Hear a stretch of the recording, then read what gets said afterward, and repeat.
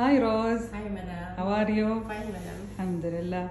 اليوم روز بتوريكم طريقة الرز البخاري. يلا روز. Hello mga kabayan. Ngayon magagawa ko ng rose bukhari.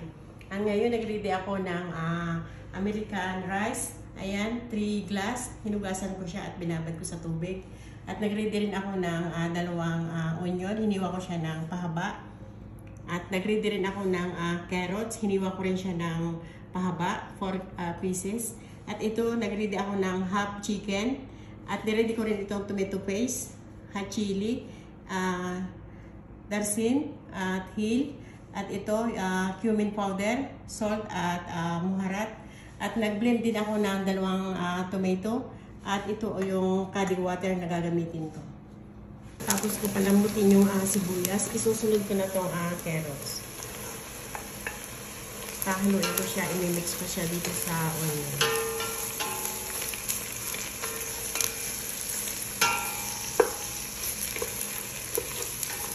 At ngayon, i-add ko na yung spicy niya, yung asin at yung maharat at cumin powder.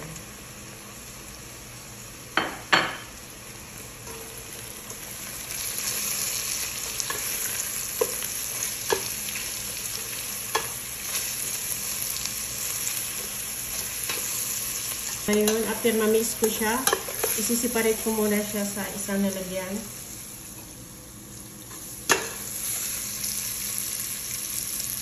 After na matanggal ko yung ginisa kong sibuyas at carrots, isinunod ko yung manok. Luluto ko siya hanggang mag-little brown siya. Ayan, little brown na yung chicken niya. I-add ko na itong tomato paste.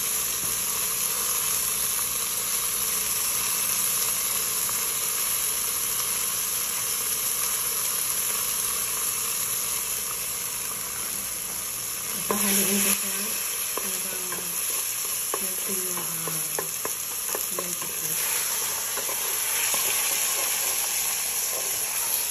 I-add ko na yung binilid kong tomato.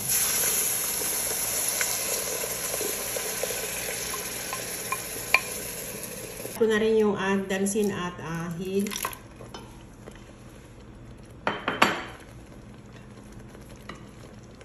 At i-add ko itong ginisa kong carrots at onion. Yung kalahati i-add ko at yung kalahati ititira ko para sa toppings mamaya.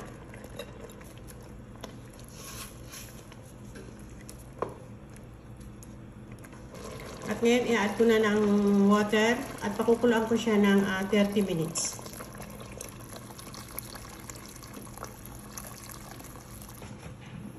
Ayan, after 40 minutes,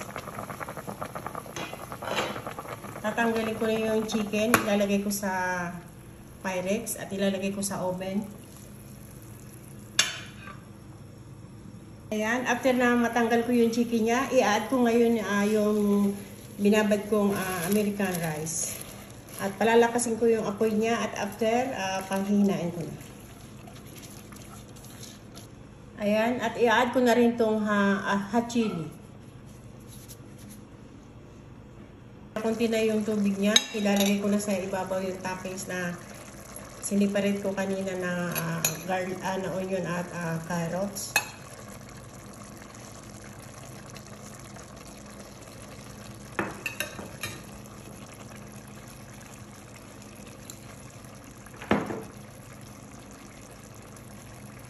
At ilalagay ko itong dry grapes seeds. Ayan.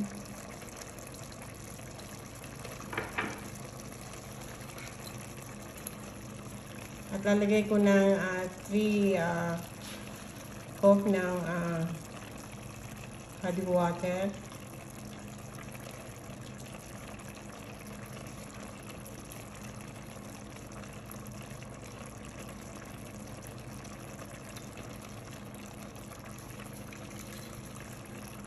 Ayan, tatakpan ko na siya at ilalagay ko yung apoy niya sa low heat.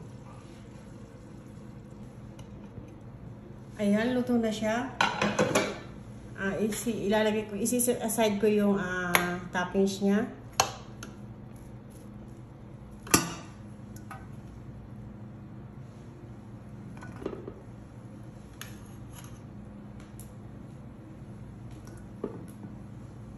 Ayan, nilagay ko na siya sa lalagyan.